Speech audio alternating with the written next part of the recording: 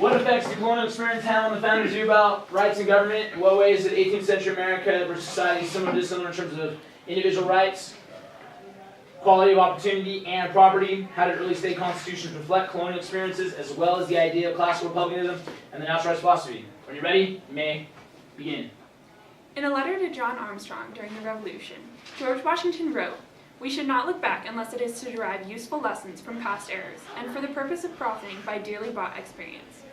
Washington's wisdom captures the essence of how the founders viewed the world and government while laying down constitutional foundations. Britain's influence in shaping the founders' views of rights and government can be traced back to various written documents. The colonies themselves were founded on colonial charters and other written documents, such as the Mayflower Compact, which outlined colonist rights under British rule. This well-organized outline of law was popularized in early America, as is shown in the creation of a written constitution instead of an unwritten one. Article 1, Section 9, Clause 2 of the Constitution states the right to habeas corpus, a thought originally derived from the Magna Carta.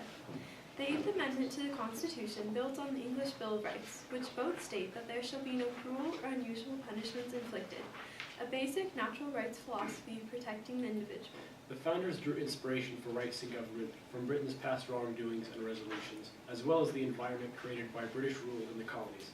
Since many individuals, such as the Puritans and Quakers, came to the colonies to flee religious persecution, high value was placed on being able to practice religion without the risk of punishment, as seen in Article 33 of the Maryland State Constitution of 1773.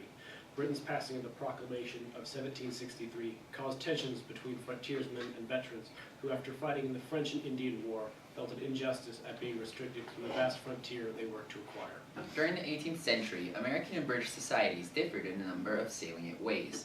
In Britain, much of the land was owned by the aristocracy. However, in the colonies, land was cheap and undeveloped, giving the colonists greater opportunities to achieve prosperity. One such example is that of Benjamin Franklin, who, despite being the son of a candle maker, was able to become a great writer and inventor and took part in creating our Declaration of Independence and Constitution. Colonists also began to drift away from the class system found in Britain, a decision reflected in Article 1, Section 9, Clause 8 of the U.S. Constitution, which denies titles of nobility to any individual unless granted by Congress. In addition, colonists began to interpret the rights granted to them by British documents, like the Magna Carta, as rights intrinsic to humanity unless as a result of British rule. They understood and applied the English promotion of inalienable rights established under the Articles of the Magna Carta, such as due process and trial by jury. Early state constitutions were heavily reliant on natural rights and classical republicanism to protect and govern its citizens. For example, the Virginia Declaration of Rights states that all men are by nature equally free and independent, and have certain inherent rights of which, when they enter into a state of society, they cannot by any compact deprive. Echoing John Locke's assertions in his Second Treatise of Government and the ideas Thomas Hobbes expressed in the Leviathan. Classical Republican ideals were also a prominent aspect in many state constitutions. The Pennsylvania Constitution of 1776 states that government is instituted for the common benefit, protection, and security of the people, not for the particular emolument of any man, reflecting the classical Republican ideal of actions taken for the sake of the common good. In his work Discourses Concerning Government, Republican political theorist Algernon Sidney preached the belief that political power came with a focus on natural rights as well as the common good. A successful government combines both the ideals of classical republicanism and natural rights philosophy in support of Washington's idea that dearly bought experience was and reflections on past events help in shaping a profitable future. Thank you. What colonial experiences are still persistent today?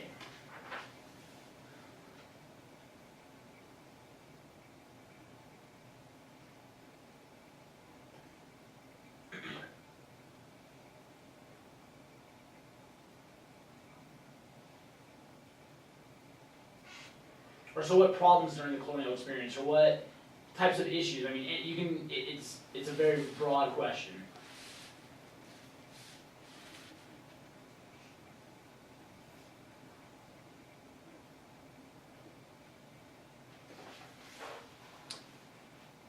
One issue that occurred during the colonial time period was that of being able to hold on to your arms, the right to bear arms, your weapons, so that you may protect yourself.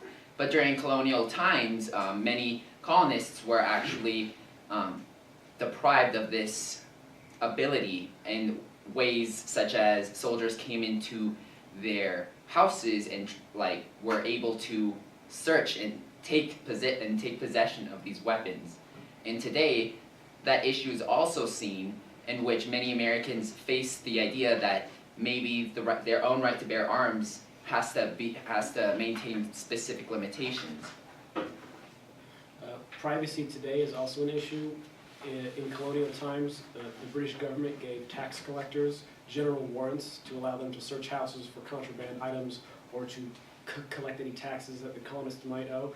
And with new advances in technology, the Fourth Amendment's right to privacy has been challenged. What's the Third Amendment? The Third Amendment is the idea that no one can quarter troops or soldiers. During a time of peace. What are the exceptions or limits to the Third Amendment?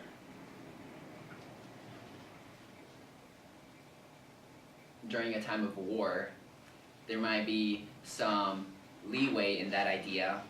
Soldiers may be able to stay in homes and given resources.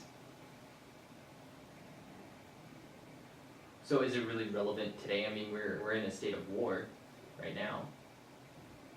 It might not be so relevant in the United States, but maybe in nations that we go to war with. The idea might be that soldiers may or may not have the right to be quartered in certain territories or locations where it might seem as though they don't have the right to do so under the nation's own ideals. One of the topics within your unit is this idea of social contract, and in the Declaration of Independence, Thomas Jefferson used this idea to alter or abolish a government.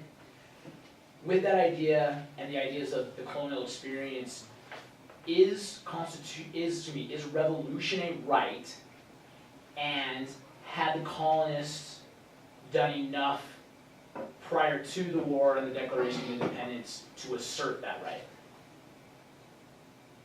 Is revolution a right, and did they do enough to assert that right?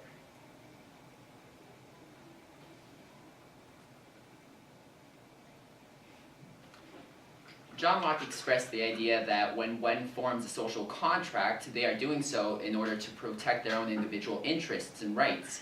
Whenever a government is formed, such as this social contract, the concept of revolting or abolishing or resolving or changing this government is relevant in order for the ideals of the citizens to be promoted.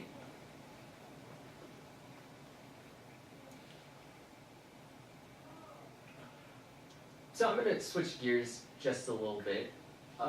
Tell me why back in the day that property rights and voting rights were synonymous, and tell me how that's changed through the centuries to today.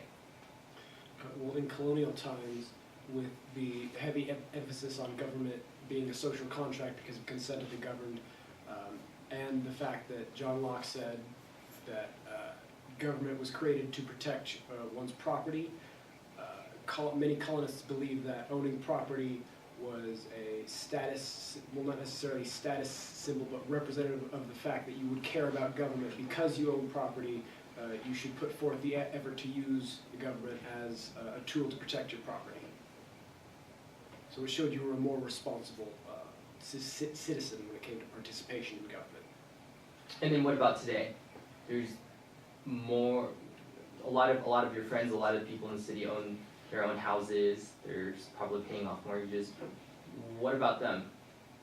They don't exercise their right to vote if they don't go to the polls. I mean, as seen during the midterm elections. So why is that? Is that concept still relevant today?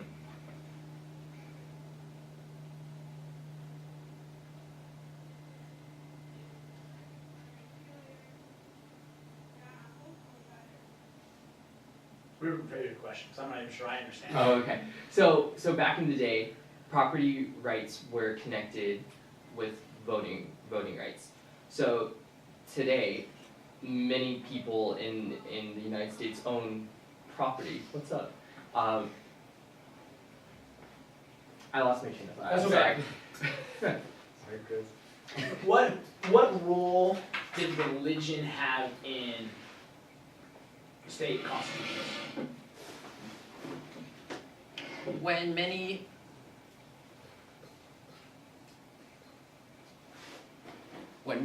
colonies were founded, they reflected high ideals upon religion. For example, the Pennsylvania colony reflected ideals of Quakerism. So when these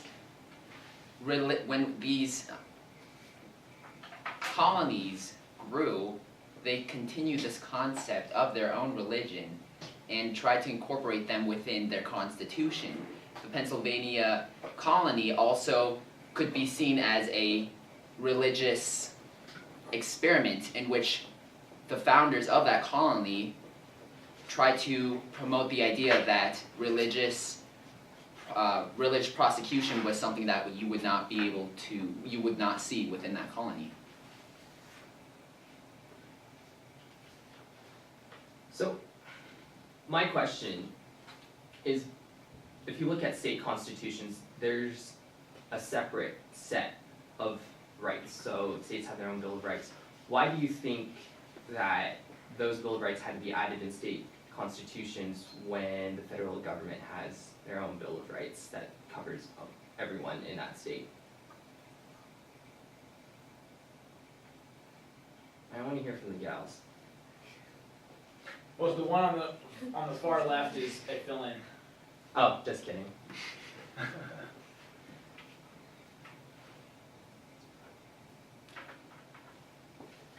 Can you repeat the question?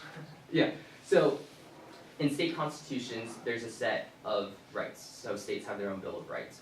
Why do states put that in their constitution when the federal constitution, which covers all the states, has a Bill of Rights?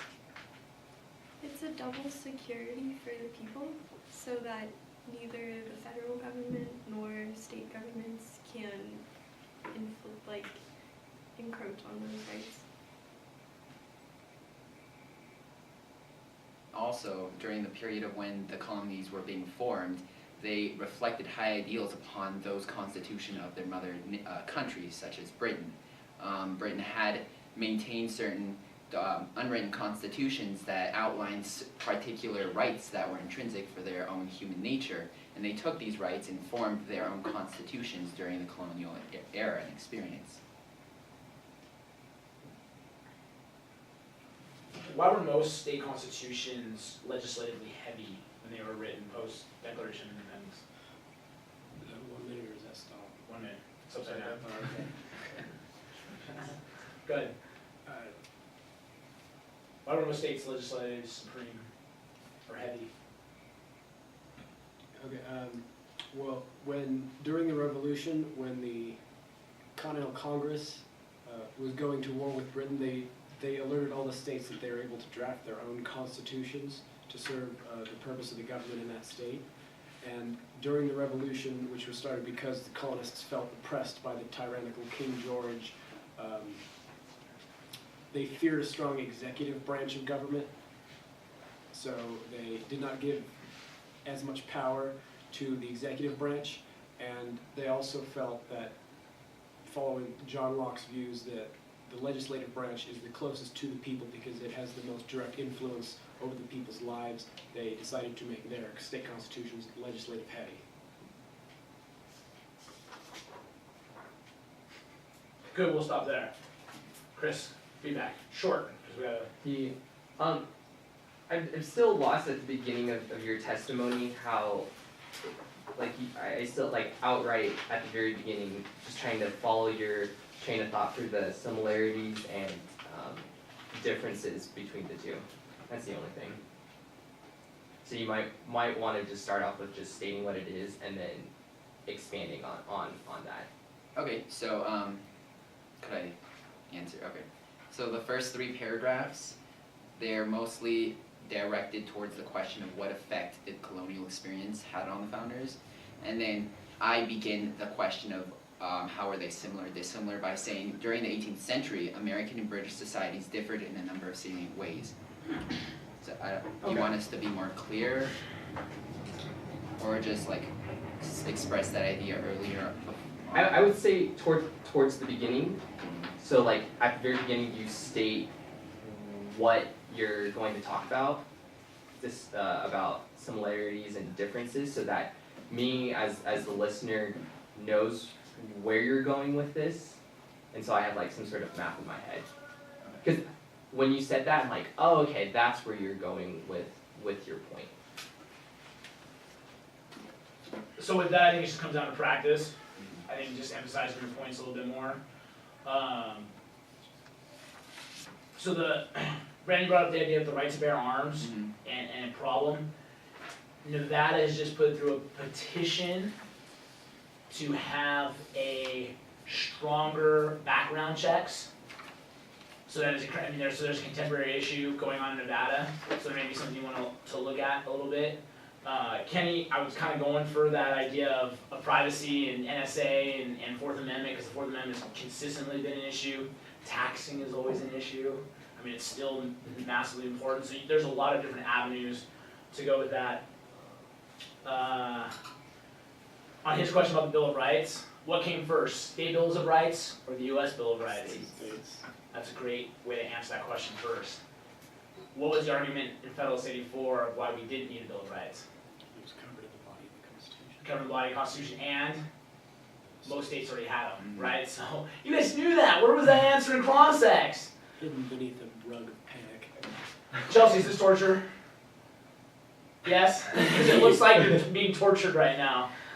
I'm sick right now. You are? Okay. Because if you'd finish reading and be like, presenting and be like, ugh. So you just have the facial, so I didn't know you were sick, I'm so. having a hard time talking. What's that? I'm having a hard time talking. That's okay. Did you have answers to cross-ex? A couple. Did you have answers and didn't want to talk, or did you have answers and were nervous to talk? I'm nervous to talk. Henry? Oh, so I only came for the last two questions, but I think they can both be answered with federalism. So like as Mr. Clark said,